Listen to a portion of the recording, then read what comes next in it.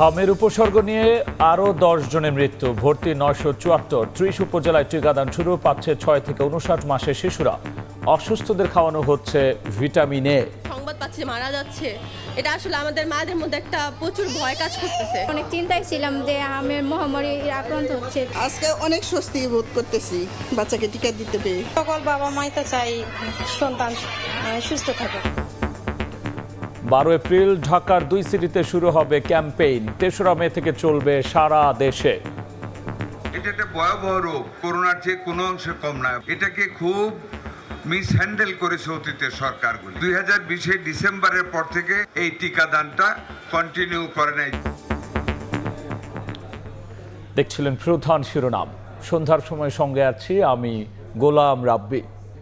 এবার অন্যান্য শীর্ষ সংবাদ। জ্বালানি নিরাপত্তায় সহযোগিতার আশ্বাস যুক্তরাষ্ট্রের।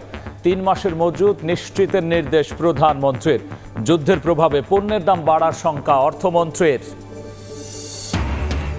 সংসদে ফের সাউন্ড সিস্টেমে বিভ্রাট, বাধাগ্রস্ত অধিবেশন। সরকারি চাকরিতে প্রবেশের বয়সসীমা 32 বছর রেখে বিল পাস, বিরোধী দলের নীরবতা নিয়ে প্রশ্ন। মঙ্গলবার আনন্দ নয়, এবার নববর্ষে হবে বৈশাখী শোভাযাত্রা, জানালেন সংস্কৃতি মন্ত্রী। নতুন নামে সমস্যা হবে না ইউনেস্কোর স্বীকৃতিতে, বিভাজন ভুলে ঐক্যের ডাক। এবং বিসিবি নির্বাচনে অনিয়মের অভিযোগে তদন্ত কমিটির ডাকে সাড়া দেননি আসিফ মাহমুদ। উল্টো বৈধতা নিয়ে প্রশ্ন সাবেক উপদেষ্টার। আইসিসিতে রিপোর্ট পাঠাচ্ছে মন্ত্রণালয়।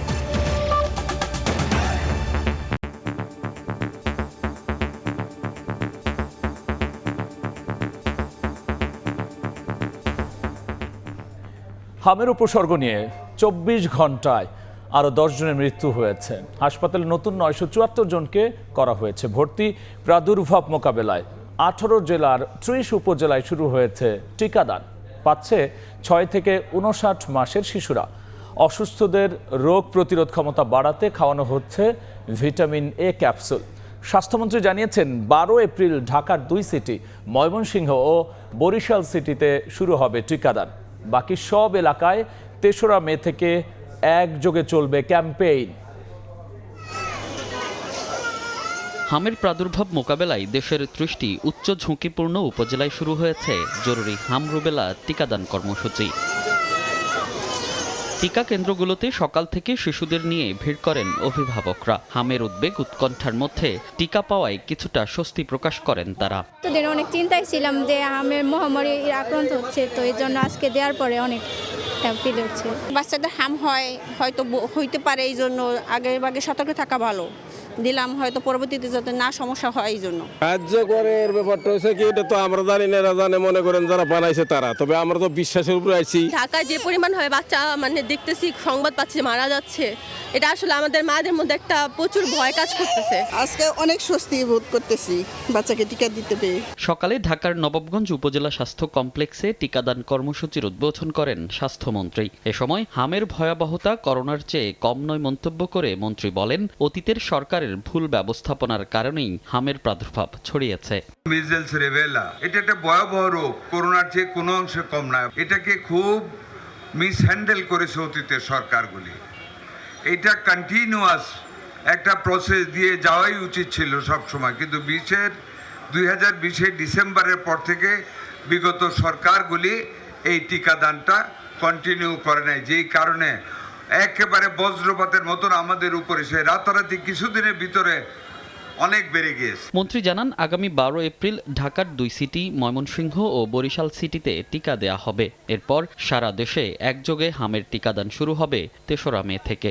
12 এপ্রিল থেকে আমরা ঢাকা দক্ষিণ এবং উত্তর সিটি কর্পোরেশন, তার সাথে ময়মনসিংহ এবং বরিশাল জেলাকে কভার করে দেবো ইনশাল্লাহ। 3রা মে থেকে বাংলাদেশের বাকি সমস্ত জেলা, সমস্ত উপজেলায় একযোগে আমরা আমাদের এই টিকাদান কর্মসূচি এবং ভিটামিন এ কর্মসূচি চালু থাকবে। চলমান জরুরি ক্যাম্পেইনে টিকা পাচ্ছে 6 মাস থেকে 59 মাসের শিশুরা, আর অসুস্থ শিশুদের খাওয়ানো হচ্ছে ভিটামিন এ ক্যাপসুল। মনির হোসাইন, সময় সংবাদ, ঢাকা। এদিকে ঢাকার বাইরে প্রথম দিনের টিকাদান কর্মসূচিতে অভিভাবকদের দীর্ঘ লাইন দেখা যায়। সরকার দ্রুত টিকাদান কার্যক্রম শুরু করায় স্বস্তি প্রকাশ করেছেন তারা। চলতি বছরই হামজনিত শিশু মৃত্যু শূন্যে নামিয়ে আনার আশা সংশ্লিষ্টদের। কোলে ছোট্ট শিশু, টিকা দেওয়ার লাইনে দীর্ঘ অপেক্ষা অভিভাবকদের। সারা দেশে হামের প্রাদুর্ভাব বেড়ে যাওয়ায় বিশেষ টিকাদানের মাধ্যমে সন্তানকে সুরক্ষিত রাখার চেষ্টা অভিভাবকদের। জরুরি ভিত্তিতে টিকাদান কার্যক্রমে স্বস্তি জানিয়েছেন অভিভাবকরা। আর নির্ধারিত সময়ের মধ্যে সব শিশুকে টিকার আওতায় আনার আশা স্বাস্থ্য বিভাগের।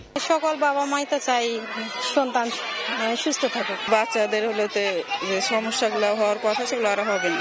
রোববার সকাল থেকে সারা দেশে হাম রুবেলার বিশেষ টিকাদান কর্মসূচি শুরু হয়। প্রাথমিকভাবে 18 জেলার ঝুঁকিপূর্ণ 30 উপজেলায় 6 থেকে 59 মাস বয়সী শিশুদের দেওয়া হয় টিকা। আর যাদের শরীরে হামের উপসর্গ রয়েছে তাদের খাওয়ানো হয় ভিটামিন এ ক্যাপসুল। হাম প্রতিরোধে অভিভাবকদের সহযোগিতা চেয়ে উদ্বিগ্ন না হবার আহ্বান জানান প্রধানমন্ত্রীর উপদেষ্টা জিয়াউদ্দিন হায়দার। সবার মাধ্যমেই আমরা চাই এই এমার্জেন্সি যে মিজলস ভ্যাকসিন ক্যাম্পেইন যেটা এটাকে সফল করার। টিকাদান কর্মসূচিতে অংশ নিয়ে স্বাস্থ্য সচিব জানান, আপাতত কোনো ধরনের টিকার সংকট নেই। দ্রুত পদক্ষেপের কারণে টিকাদান কার্যক্রম শুরু করা সম্ভব হয় বলে জানান স্বাস্থ্য প্রতিমন্ত্রী doctor M A Mohit. UNICEF থেকে যে টিকাগুলো কিনেছি আমরা ওইটা দিয়ে আমরা এখন দ্রুত সংক্রমণ প্রতিরোধে আমরা ইউনিসেফের সহায়তায় গ্যাবি থেকে এখন টিকাগুলো সরবরাহ নিচ্ছি। আমরা কয়েকদিন পরেই Dhaka city corporation, Mymensingh city corporation, Barishal city corporation, সেই সিটি কর্পোরেশনগুলোতেও এই কর্মসূচি শুরু করব। ভার্চুয়ালি যুক্ত হয়ে কক্সবাজারে হাম রুবেলার টিকাদান কর্মসূচির উদ্বোধন করে স্বরাষ্ট্রমন্ত্রী সালাউদ্দিন আহমদ জানান, চলতি বছরে হামজনিত শিশুর মৃত্যু শূন্যে নামিয়ে আনতে বদ্ধপরিকর সরকার। 2026 সালের মধ্যে হামের প্রাদুর্ভাব সম্পূর্ণরূপে নিয়ন্ত্রণ আনতে রাজশাহী, বরিশাল, বরগুনা সহ দেশে বেড়েই চলছে হামের সংক্রমণ। রোববারও বিভিন্ন হাসপাতালে হামের উপসর্গ নিয়ে ভর্তি হয় শিশুরা। তানজিল হাসনাত, সময় সংবাদ। পাম্প থেকে তেল পেতে অপেক্ষা করতে হচ্ছে দীর্ঘ সময়। আবার যেই পরিমাণ পাওয়া যাচ্ছে তা নিয়েও আছে অসন্তোষ।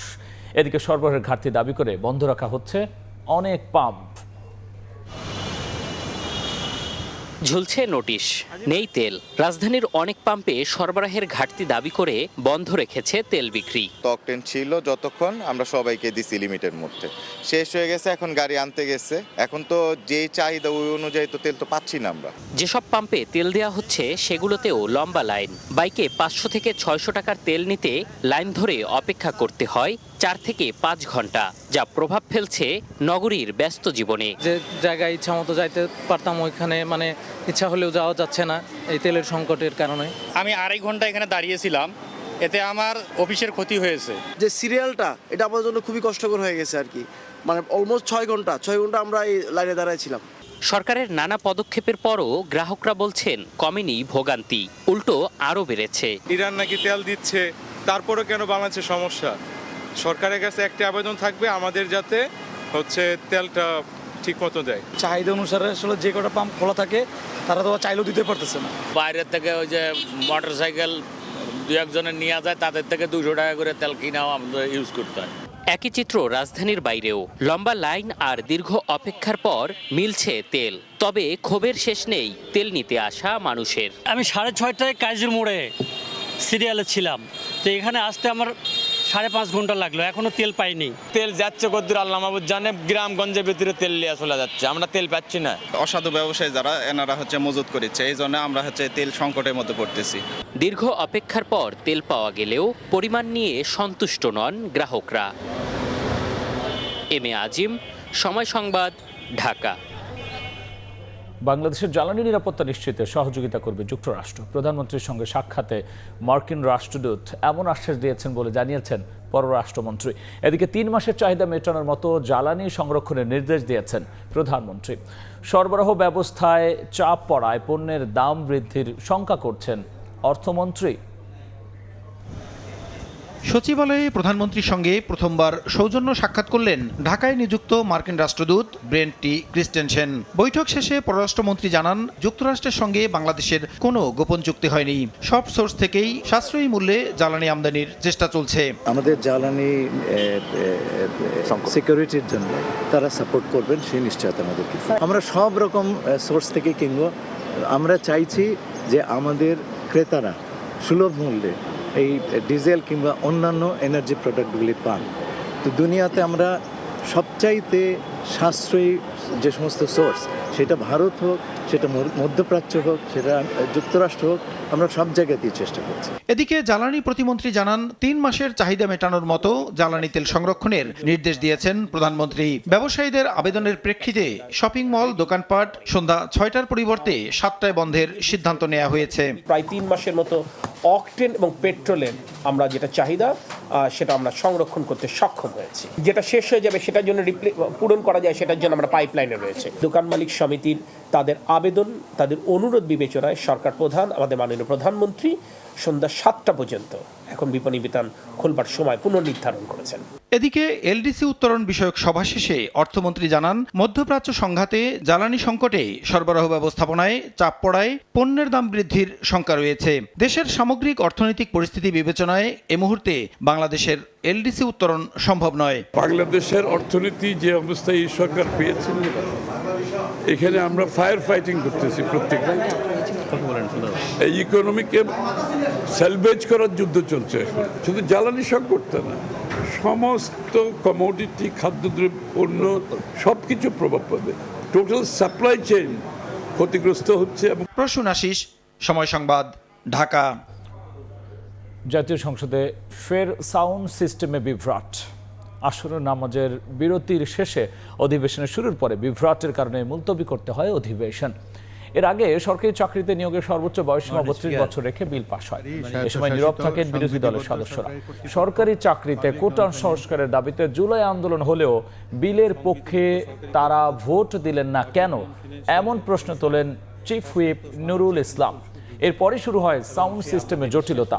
এরপর শব্দযন্ত্র ঠিক করতে এবং মাগরিবের জন্য সংসদ অধিবেশন 40 মিনিটের বিরতি দেন স্পিকার হাফিজউদ্দিন আহমদ।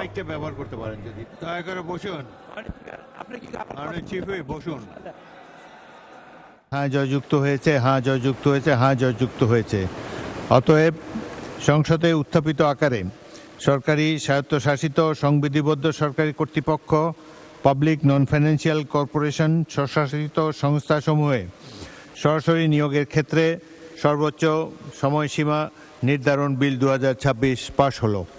মাননীয় সদস্যবৃন্দ, মাইক কাজ করছে না। আমরা আবারও মাইক বিভ্রাটের শিকার হয়েছি। মোট 40 মিনিট সময়ের জন্য অধিবেশন মুলতবি করা হলো। সন্ধ্যার সময় আরও থাকছে।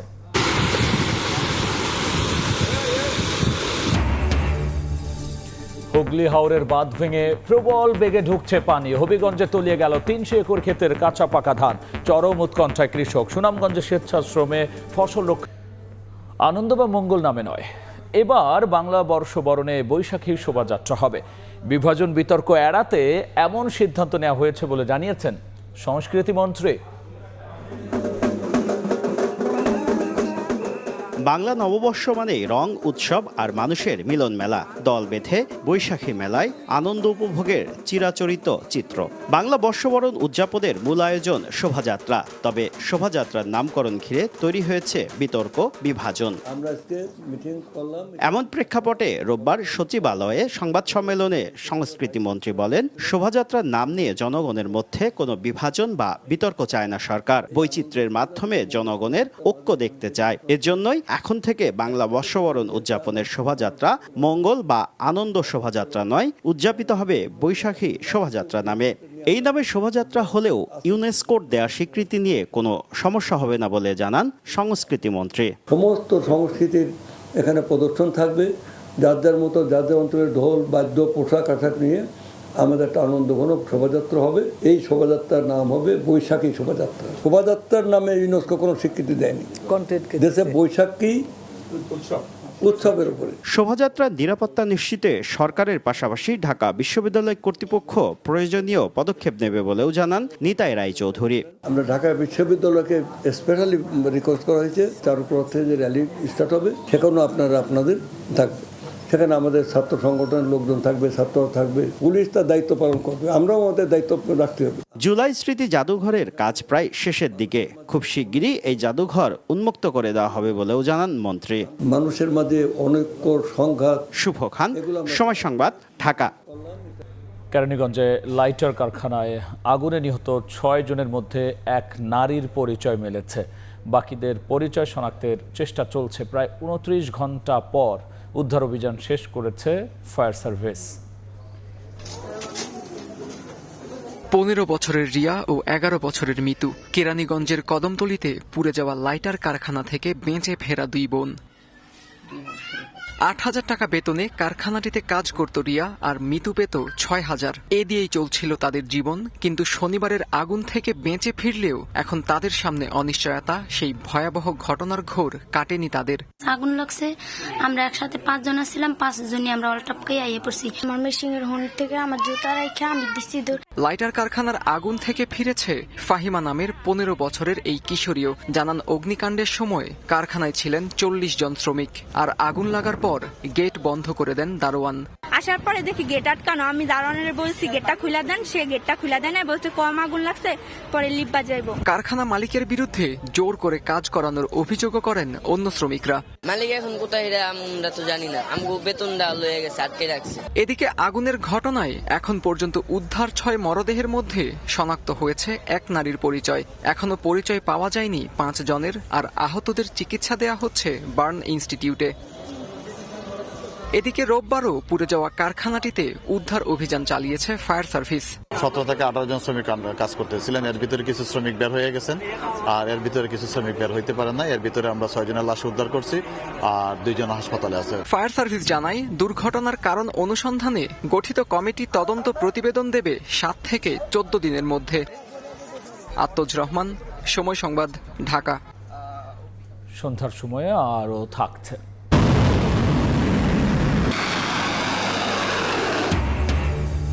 হরমুজ খুলতে ট্রাম্পের আলটিমেটাম প্রত্যাখ্যান তেহরানের। পরিস্থিতি জটিল করলে নরক যন্ত্রণার হুঁশিয়ারি IRGCর। ইরান ও লেবাননে হামলা জোরদার। হুগলি হাওরের বাঁধ ভেঙে প্রবল বেগে ঢুকছে পানি। হবিগঞ্জে তলিয়ে গেছে 300 একর বড় মৌসুমের ধান, আর এতে চরম উৎকণ্ঠায় কৃষক। এদিকে সুনামগঞ্জে স্বেচ্ছাশ্রমে ফসল রক্ষা বাঁধ মেরামত করছেন গ্রামবাসী। প্রবল বেগে ঢুকছে পানি, তলিয়ে যাচ্ছে কৃষকের স্বপ্ন। কয়েকদিনের টানা বৃষ্টিতে হাওরের পানি অস্বাভাবিক বৃদ্ধি পায়। রোববার দুপুরে পানির প্রচণ্ড চাপে হবিগঞ্জের বানিয়াচং উপজেলার হুগলি হাওরের বাঁধ ভেঙে যায়। এতে অন্তত 300 একর বোরো ধান পানিতে তলিয়ে গেছে। অল্প সময়ের মধ্যেই বিস্তীর্ণ এলাকার আধা পাকা বোরো ফসল তলিয়ে যাওয়ায় চরম উদ্বেগ উৎকণ্ঠায় কৃষক। করে একটা আদাও নাই। তো বাইরে গেলে আর 15 দিন থাকলে মনে করেন যে কিছু সাইড এফেক্ট বললে, আর অথচ কাঠটা কিছু না কিছু মানুষে চলতে পারলে। এখন তো চলার মতো না, গরু খাওয়ার মতো না। মানুষ চলে যেমন গরু বলে আমরা অনেক কষ্টে আছি।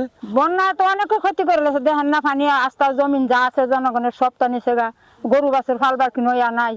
এদিকে সুনামগঞ্জে ডাকুয়ার হাওরে জলাবদ্ধতায় হুমকিতে পড়ে কৃষকদের ফসল। পানি নিষ্কাশনে ভাটিতে থাকা মোহনপুর ডাকুয়ার হাওরের বাঁধ কেটে দেয়ায় 420 হেক্টর জমির ফসল হুমকিতে পড়ে।